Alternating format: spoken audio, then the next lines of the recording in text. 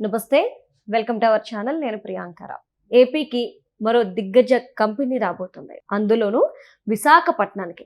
Already విశాఖపట్నంలో TCS లాంటి పెద్ద పెద్ద కంపెనీలు వచ్చేసాయి. మరి ఇప్పుడు రాబోయే కంపెనీ వల్ల కలిగే లాభాలేంటి?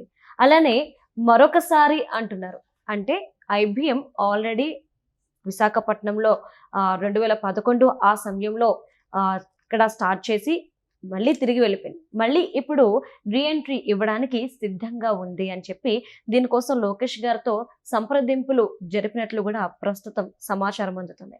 అంటే ఒక రకంగా చూడాలి అంటే విశాఖపట్నం అనేది ఇన్వెస్ట్మెంట్స్ డెస్టినీగా మార్చేశారు ఇప్పుడు కూటమి ప్రభుత్వం.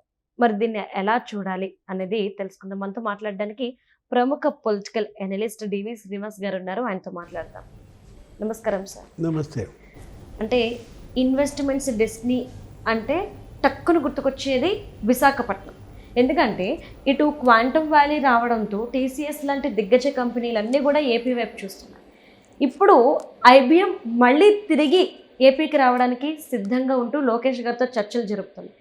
నిజంగా ఇది శుభ పరిణామం అనుకోవాలా? కాలిఫోర్నియా ఆఫ్ ఈస్ట్ లోకేష్ భాషలో చెప్పాలంటే ఇవాళ ఇది ముంబై ఆఫ్ ఈస్ట్ కోస్ట్. ఇప్పుడు అటు వెస్ట్ కోస్ట్లో ముంబై దేశ ఆర్థిక రాజధానికి ఇవాళ మరి ధీటైన పోటీ ఇస్తోందా విశాఖపట్నం?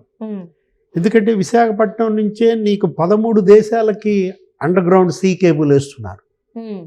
అదే ఈ గూగుల్ డేటా సెంటర్ వస్తుంది, లేకపోతే మరి రిలయన్స్ డేటా సెంటర్ పెడుతున్నారు, బ్రూక్ఫీల్డ్ డేటా సెంటర్ వస్తుంది. దగ్గర దగ్గర ఒక 4-5 డేటా సెంటర్లు ఇప్పుడు అక్కడ విశాఖపట్నంలో అసలు డేటా సిటీగా మారిపోతారు. అంటే 20 నెలల్లో నీకు దగ్గర దగ్గర 7 లక్షల కోట్ల పెట్టుబడి. అంటే ఇప్పుడు ఆంధ్రప్రదేశ్ మొత్తానికి 20 లక్షల కోట్ల పెట్టుబడులు వస్తే దాంట్లో 1/3 7-8 లక్షల కోట్ల పెట్టుబడులు మరి అంటే 33%. మూడింట ఒక వంతు ఇన్వెస్ట్మెంట్స్ ఎవరికి వెళ్తున్నాయి? వైజాగ్ వెళ్తున్నాయి. ఇప్పుడు ఆర్సెల్ఆర్ స్టీల్ కంపెనీ అక్కడే. ఎట్లా చూసుకున్నా కానీ మనం అది 1,65,000 కోట్లు, ఇది 1,38,000 కోట్లు. అసలు ఎన్టీపీసీ మరి అక్కడ గ్రీన్ హైడ్రోజన్ హబ్ ప్రధాని మోడీయే అక్కడ శంకుస్థాపన చేశారు, అదొక 1,50,000 కోట్లు. అంటే ఇప్పుడు మీరు చెప్పింది ఏది దిగ్గజ ఐటీ కంపెనీ ఐబిఎం వస్తుందంటే ఐబిఎం ఏంటి దగ్గర దగ్గర నీకు ప్రపంచవ్యాప్తంగా నీకు మరి 3 లక్షల మంది దాంట్లో పనిచేసేది. 170 దేశాల్లో మరి దాని బ్రాంచెస్ ఉన్నటువంటి దీంట్లో అటు టీసీఎస్ ఇటు కాగ్నిజెంట్ వాళ్ళు చూసేవా గమ్మత్ ఏంటంటే వాళ్ళు 2,500 మందికి ఉపాధి కల్పిస్తామన్నారు. అట్లాంటిది ఇంకో 0 పెట్టుకో. అంటే 25,000 మందికి ఉపాధి కల్పించడానికి కాగ్నిజెంట్ని ఒప్పించారు ముఖ్యమంత్రి చంద్రబాబు. అంటే ఇప్పుడు ఒకటి నేను గూగుల్ డేటా సెంటర్ సంవత్సరంలో తెద్దామనుకున్నాను, కానీ 13 నెలలు పట్టింది, 1 నెల లేట్ అయింది. ఈ ఎక్సర్సైజు, ఈ పాలసీలు చేంజింగ్ చేయటము, మొత్తం అంతా వాళ్ళకి కావాల్సినటువంటి ఫ్లెక్సిబిలిటీ, ఆ ప్రోత్సాహకాలు, ఈ చర్చలు 1 నెల ఆలస్యమైంది. 12 నెలల్లో తెద్దామనుకున్నది 13 నెలలు పట్టింది అన్నాడు. ఏది గూగుల్ డేటా సెంటర్. ఆ నెల అక్కడ ఎక్కువైంది కాబట్టి నెల ఇక్కడ తగ్గించాడు. ఎక్కడ? కాగ్నిజెంట్. అంటే కాగ్నిజెంట్ 11 monthsలో అది కంప్లీట్ అయిపోయింది. మరి ఇప్పుడు ఐబిఎం ఏంటి 10 monthsలో తెస్తున్నాడా? లేకపోతే అసలు ఆల్రెడీ ఐబిఎం అక్కడ ఉంది గతంలో. ఏది 2006లోనే అక్కడ ఐబిఎం పెడదామనుకున్నారు, కాకపోతే తక్కువ మంది ఉద్యోగాలు ఇచ్చారు. అప్పుడు రాజశేఖర రెడ్డి వచ్చిన తర్వాత ఏం చేశాడు? ఎకరానికి 100 ఉద్యోగాలు ఇవ్వాలి అని ఒత్తిడి చేశారు. వాళ్ళకి ఎన్ని ఎకరాలు? 25 ఎకరాలు.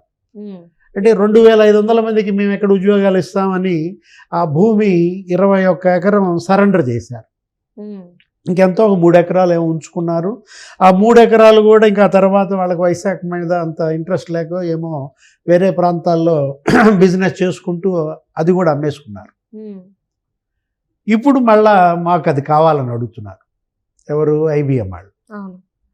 ఆల్రెడీ ఐబిఎం నీకు తెలుసు ఏంటి, ఈ మన మైక్రోసాఫ్ట్ ఇక్కడ క్వాంటమ్ వ్యాలీలో అదే ప్రధాన పాత్ర. క్వాంటమ్ వ్యాలీ పెడుతోందే IBM, మరి TCS వీళ్ళందరూ కలిసే చేస్తున్నారు. L&T అవును.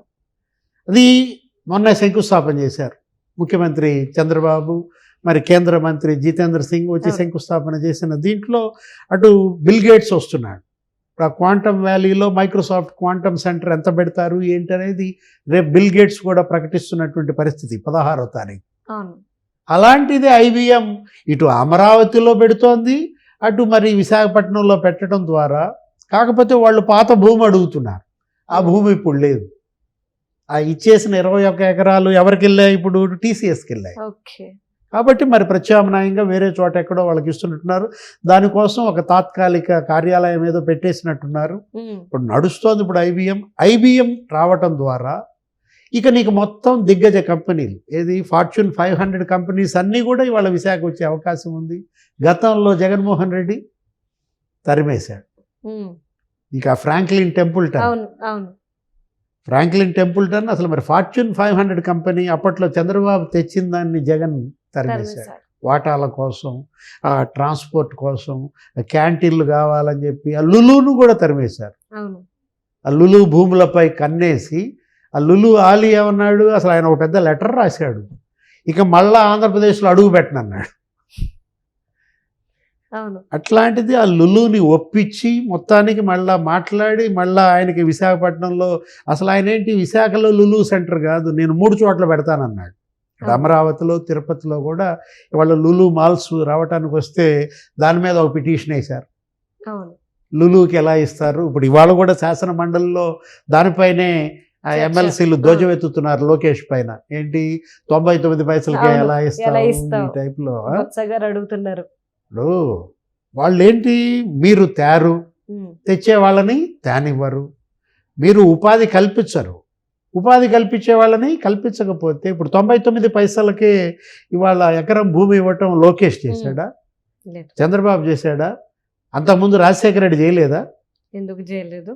రాజశేఖర రెడ్డి సీఎంగా ఉన్నప్పుడు 99 పైసలకే ఎకరం భూమి ఎన్ని కంపెనీలకు ఇచ్చాడు? ఆ లిస్టు తీయమంటారా? ఇప్పుడు ఏదో రకంగా అంటే రాజశేఖర రెడ్డి 99 పైసలకి ఎకరం ఇస్తే గొప్ప, ఆయన హీరోనా, వీళ్ళు ఇస్తే తప్ప? హైకోర్టు చివాట్లు పెట్టింది. పారిశ్రామికంగా వెనకబడిన రాష్ట్రం మీది, ఇలాంటి ప్రోత్సాహకాలు ఇవ్వకపోతే ఏ పరిశ్రమలు ఈ రాష్ట్రానికి వస్తాయి? ఇప్పటికే ఆంధ్రప్రదేశ్ పారిశ్రామికీకరణ చాలా వెనుకబడింది. ఐటీ రంగం ఇక్కడ ఎంత ఉందమ్మా? నాకు తెలిసి ఐటీ రంగం 0.2%. ఆంధ్రప్రదేశ్లో జరిగే ఐటీ వ్యాపారం 0.2%. అదే తెలంగాణతో పోలిస్తే ఇవాళ తెలంగాణలో ఐటీ ఉత్పత్తులు 3 లక్షల కోట్ల ఐటీ ఉత్పత్తులు ఎక్స్పోర్ట్ అవుతున్నాయి సంవత్సరానికి. ఎక్కడ 3 లక్షల కోట్ల ఐటీ ఎక్స్పోర్ట్స్?